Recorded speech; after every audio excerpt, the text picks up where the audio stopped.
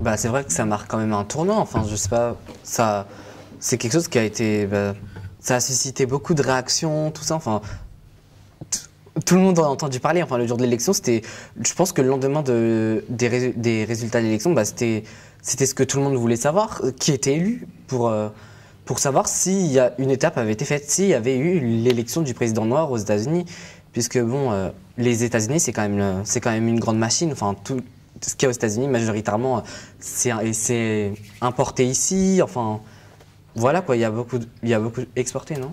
Ou importé. C'est venu, c'est venu en France. Donc bon, voilà quoi. Enfin, ça marque quand même un tournant dans l'histoire que Obama a été élu président. Mais un tournant. Pardon, je t'ai coupé. Non, j'ai dit c'est la superpuissance. Ça prouve qu'une personne issue de la diversité. Pardon, excuse-moi. Faudrait que tu parles un tout Une petit peu personne plus issue de la diversité, en fait, elle peut être compétente. Et je pense que juste à travers cette image, ça va peut-être donner la possibilité de faire évoluer les choses. Car les États-Unis, on a beau dire, c'est quand même l'exemple, quoi. Donc Et je pense que, même que ça soit en France ou dans d'autres pays, ça permet de montrer une image peut-être un peu plus représentative des choses actuelles. Et lui, les gens vont se dire, lui, il est noir et il a réussi à être président. Donc moi, Je trouve quand même. ouais, voilà, enfin. Il y a quelqu'un qui nous a dit ça ce matin aussi. C'est quelqu'un de. Attention, c'est un métis. Non, mais pas ça, mais.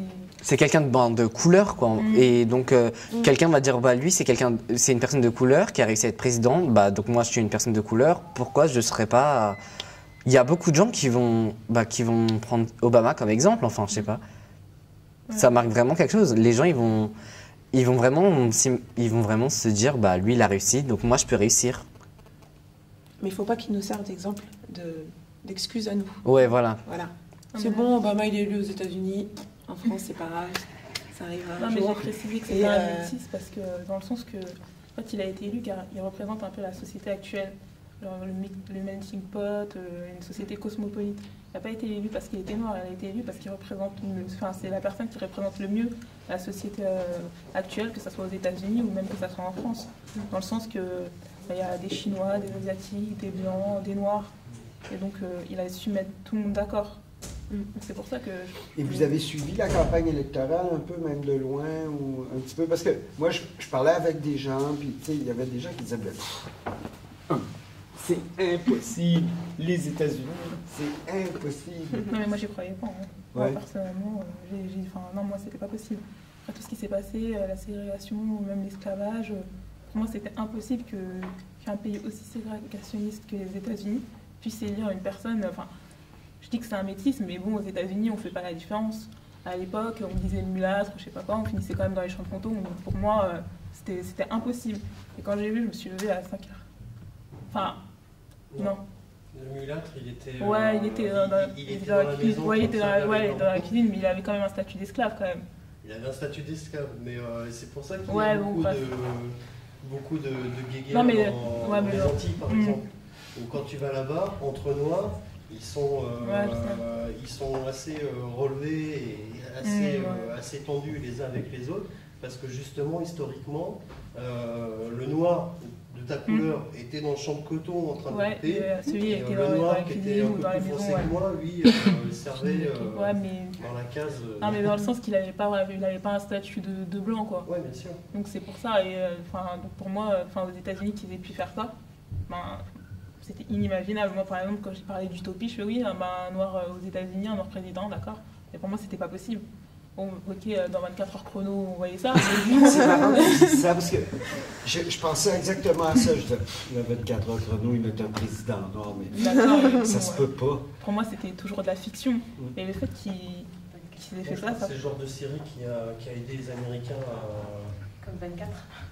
À comprendre qu'un noir pouvait être président. Ouais, avoir une réflexion plus éloignée, enfin voilà. Et pour moi, c'était vraiment une utopie. Je me rappelle avant, quand je disais, oui, le jour où il y aura un noir président des États-Unis, on verra. Mais pour moi, c'était... Ouais. Non, mais moi, c'était ma phrase. Donc, je pense que ça peut quand même marquer une belle évolution. Juste, pour en revenir sur Obama, je trouve que c'est souvent l'exemple un peu type de dire oui, ils ont Obama, d'accord, mais Enfin, je trouve qu'après, on peut pas s'arrêter à dire bon, il est noir, ils ont voté Obama, c'est bien, vous voyez, finalement, ils sont pas si racistes que ça. Après, il y a aussi, c'est aussi parce qu'il y a un enjeu politique et que c'est aussi, ils ont aussi besoin de quelqu'un qui relance le pays. Après, niveau militaire, niveau de l'économie, tout ça. Enfin, après, il y a tout un tas de raisons, quoi. Je pense pas que ce soit qu'une histoire de couleur de peau. Oui, certes, ils ont voté Obama, c'est très bien, c'est un noir. Mais après, justement, on peut se dire qu'aussi, après, il y a aussi tout un enjeu derrière. Et je pense qu'ils n'avaient pas forcément le choix, quoi. Je pense qu'ils n'avaient pas forcément trop le choix non plus et qu'ils étaient obligés de voter Obama en quelque sorte. Et, donc après, il y a le côté aussi, le fait qu'il soit noir, qui est génial, parce qu'il y a plein de gens ça peut donner de l'espoir à beaucoup de gens en se disant, bah, vous voyez, le président des États-Unis, première puissance au monde, est noir, donc je trouve ça vraiment génial. En fait, c'est juste pour excuse-moi, c'est juste pour que les Noirs ou autres races soient reconnus à la même valeur que les autres. Parce qu'après tout, mis à part la couleur, on est tous des humains. Qu'est-ce qui fait la valeur de quelqu'un? Ce qu'elle dégage, ce qu'elle va apporter aux autres, à part de sa couleur. C'est pas pareil, hein? Ce qu'elle dégage et ce qu'elle va apporter aux autres, c'est pas tout à fait pareil. Je me permets de faire... Ses qualités intérieures avant tout. Après, voilà, moi, c'est pas une question de physique, ni de couleur de peau. Ce sont les qualités et les défauts de la personne qui feront qu'elle sera quelqu'un de bien ou pas. C'est son intérieur avant tout qu'il faut regarder à mon niveau. Après, tout le monde n'est pas pareil. J'ai l'impression qu'en France, c'est beaucoup aussi une façon de procéder, que ce soit au niveau des employeurs par exemple. J'ai l'impression que c'est une façon que ce soit même pas qu'au niveau de la couleur de peau, tout ça, mais que ce soit même pour un blanc qui va arriver devant l'employeur. La personne va regarder son CV et elle va juger vraiment par rapport au CV, par rapport à un papier en fait. Et j'ai l'impression qu'il n'y a pas trop de discussion après, vraiment personnelle ou de s'intéresser à la personne, voir ses centres d'intérêt. J'ai un ami qui est parti en Angleterre et il me disait que justement lui, il est blanc, hein, il est parti là-bas, et il me disait qu'il n'avait pas du tout le même rapport avec les employeurs qu'ici.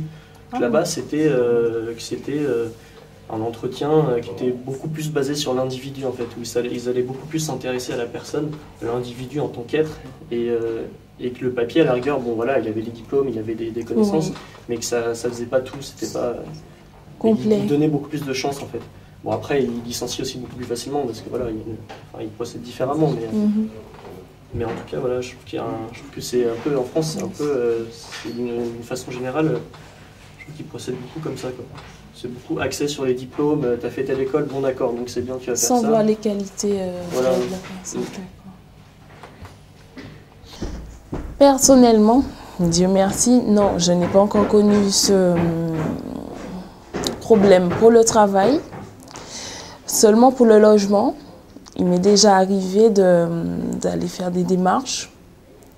Et le propriétaire, étant blanc, lorsqu'il a vu que j'étais noire, a décrété que le logement était déjà loué.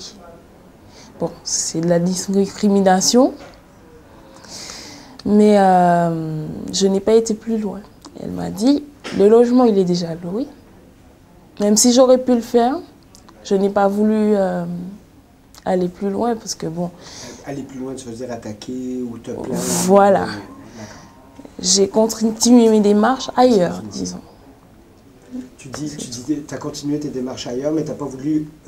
voilà. Enfin... Non, parce qu'étant jeune, je ne sais pas si mon impact, enfin l'impact de ce que je dis, et étant dans un autre pays que le mien, je ne sais pas comment ça aurait été perçu, malgré tout ce qui se dit et tout ce qui se fait. Mais il faut être réaliste et se dire que tant qu'il n'y aura pas ce travail d'acceptation qui se fait,